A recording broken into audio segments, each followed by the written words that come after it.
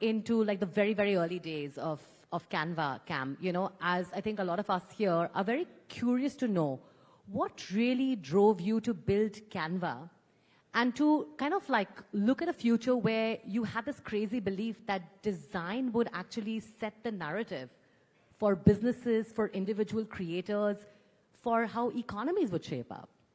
So we actually started Canva 13 years ago in 2012, but the story kind of begins even before that. As you mentioned, I did law at university, but I was terrible at it. And I put myself through university actually doing graphic design. I worked on making catalogs and flyers and posters, and that's where I did an incredible amount of learning. I also did computer science at university, so I managed to fuse both design and technology together. And I left university and started my own design agency and ran that for a while.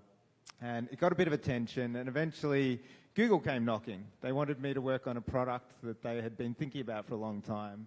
So I joined Google in Sydney and worked on a product called Google Wave, which was all about communication, a new way of communicating.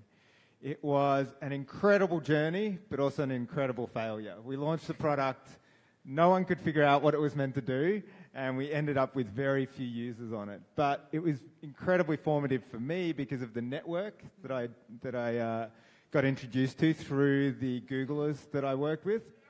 My boss at the time was one of the founders of Google Maps. So he passed on an incredible amount of knowledge to me about building products and thinking about businesses. And I left Google with two other Googlers, started another startup, which also went incredibly badly. But through that, I managed to meet my current co-founders, Melanie and Cliff. And we started Canva jointly with an understanding of how powerful design could be. Each of us had arrived at 2012 through different paths. But my background in professional design and technology fused with their background in business and working with people and community was really the secret sauce behind Canva.